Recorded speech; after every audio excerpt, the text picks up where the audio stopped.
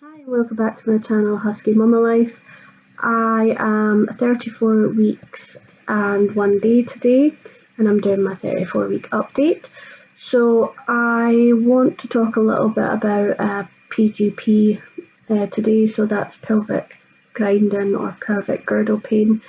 I get it a lot in my hips and have done since the start of my third trimester. However, it seems to have moved this week from my hips into my pelvic bone. So, I don't know if that's due to the baby. The baby has head down. The midwife told me that when she's been checking over, and they're lying on the right side, which apparently is the ideal position for them. But I don't know if that's why I'm getting such sore pain on my actual front pelvic bone. Whether the baby's head's just pushing on it a little bit, but it's not the most comfortable in the world. The hip pain is excruciating. The pelvic pain and in the front isn't as bad. It's just that kind of weird, uncomfortable pain when you're walking, that something's constantly there. Plus, the pushing on my bladder is not the best. So, like I said, my PGP seems to have changed this week. However, I've had quite an okay week. There has been. I'm still having a lot of issues turning in bed. Because I can't get on my knees due to a condition I have, I'm having to try and flip over in bed and kind of turtle it. However, because my hips are so sore, I'm having to make sure that I'm trying to squeeze my knees together and move them round as one. Otherwise, the pain is incredible. If they kind of slip, as they will do because you're tired at night, it's not the most comfortable in the world. They have been okay, but it's a difficult thing because when you're tired and it's easy enough for someone to say make sure you're squeezing your hips together, make sure you're doing your exercises, etc. But when you're half asleep and used to just kind of turning yourself over and chucking yourself up, it's really hard to remember to do it. However, I'm not a big sleeper anyway, and I don't get too bothered by waking up quite a lot in the night and having to go for a pee. It's just that remembering to get up, and the hip pain is just not very nice. This week I've been wearing some belly strapping, so I'll show you that later at the end. This is basically these fabric straps that people who are runners or athletics use when they pull muscles or just to kind of keep a muscle in place. I was speaking to my women's health physio, who I went to a couple of times just about my pain and my fibromyalgia, and the baby lying so low, it being quite uncomfortable walking around, etc.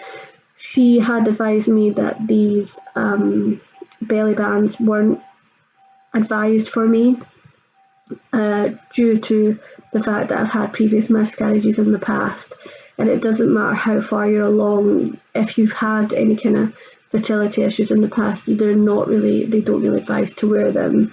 So this is an alternative. It's definitely not as good, but it gives you a little bit of a lift and just takes that pressure off my hips. And I do think that's maybe why my hips, when I'm walking recently, aren't as sore. So I'll show you a bit about that. So I got mine from Lidl. They were doing them in the middle of the aisle, middle aisle of Lidl for £2.99 for 4. So it's a set of 2 really, because you need one for either side. And you can put these on and you can wear them for a week. So they're cheap enough. Obviously, the price difference is massive in regards to the difference of buying a belly band or belly belt, which are can be anywhere from £90 to £150. These are just disposable. You can also wear them in the shower; they don't come off as long as you stick them right in the beginning. They're pretty there for the entire week. I was at the antenatal classes this week, and we were talking about pain relief choices. There was a lot of stuff that I kind of read up and knew already, but there was other stuff that was informative.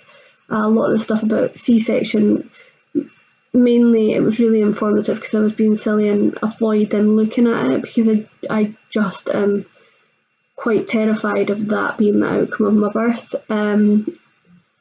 But now that they've chatted me through it and I understand a bit more, as much as I still would like for it not to happen, I've got a bit of understanding. So if it does get into that situation, then I know what's happening. I'm not just kind of sitting there doughy-eyed, oblivious to what's going on, and quite scared actually, because I'm already quite scared about the having a C-section if it goes that way.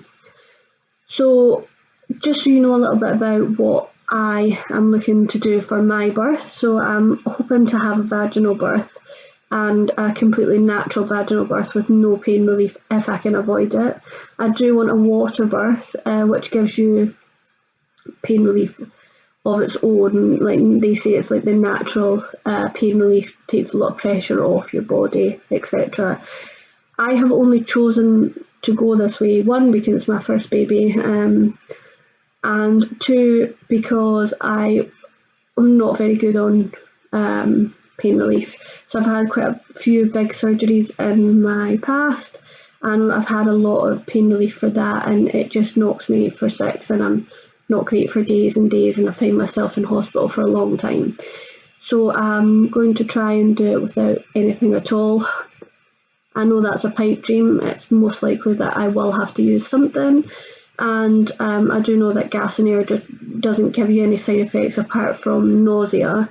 However, I am going to try and be as positive as I can and just avoid everything until I really, really need it. I'm not going to be silly and say I'm definitely not going to use it. If it comes to the point that I do have to, I'm going to have to. But my ideal birth would be a vaginal water birth, having the baby in the water without any pain relief. I am going to try a bit of a hypnobirthing, which I'll talk about in another video about just some tips and things, and then hopefully be able to update you after to let you know how that went and the pipe dream that is no pain relief. But we'll see. You never know. The only other thing I've had this week, like I said, I've had a pretty good week. I have had a lot of sickness and nausea throughout my entire pregnancy.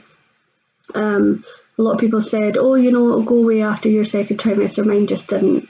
A lot of that was due to the fact that I have quite bad acid reflux anyway.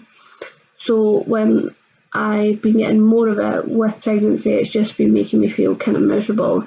However, I've kind of got it under control now, so I take 2 omeprazole in the morning and then a ranitidine in the morning, and I have a second ranitidine that I can take in the evening if I really feel like I need to, which I normally avoid unless I'm eating something that I know triggers my acid reflux. So for instance, if I'm eating spicy food just now, the baby, I love spicy food, the baby hates it, so I take it before I go to bed at night. But I am finding that a strange thing's happening, and I'm not sure if it's due to this pain that I'm getting or with my hips in the night when I'm getting up to pee, but I'm getting this really bad sicky feeling about 3-4 o'clock in the morning, and it's waking me up, and I just feel kind of miserable and like I'm going to be sick. However, once I've been up and been to the toilet, and if I kind of prop myself up with the pillows, I can fall back asleep, and then I'm fine until my morning nausea as per usual. I do get nausea still every morning, but as long as I'm eating as soon as I get up and taking my meds, I seem to not be as sick as I am. I'm still sick, maybe once a week, but nothing to write home about. And it is normally due to just something that I've eaten that's not agreed with me, or if I'm feeling a bit rubbish, or if I've had quite a bad night. But apart from that, the week's been pretty good. I am going to do my baby box reveal, and as I said in my previous videos, I want to do an update on some maternity clothes that I've got. So my BD leggings, a jacket that I bought from Safrine, I believe it's called, and yeah, just other little bits and bobs that are coming up. Next week, I have a history of strep in my family, so I am going to be getting this landmark kind of test where you do a swab to make sure that if you're carrying the strep B virus. But I'll go through all that next week because I get it at my midwife's appointment, so I'll wait till after then and I will do that. I also am seeing the women's physio tomorrow, just as an update with my straps, etc. And I'm getting a bit difficult to walk around now, so I'm going to get a wee bit of an update with that, and I'll update you with that next week. So I'll show you my bump in these straps, if you just bear with me while I stand up.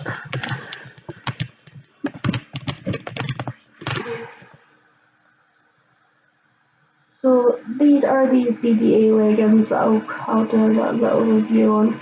So that's my 34-week bump, and these are the straps that I'm talking about. So as you can see, they kind of come up my belly here, and what you do is you start by fitting them at the bottom and you pull them and stick them as far up as the top, so they just lift your belly a little bit off your pelvis. They're not amazing, but I definitely do get a bit of relief from them, and I actually think that that's probably why I'm not getting as much pain in my physical hips this week. Anyway, thanks very much for watching, and I'll see you next week with my 35-week update.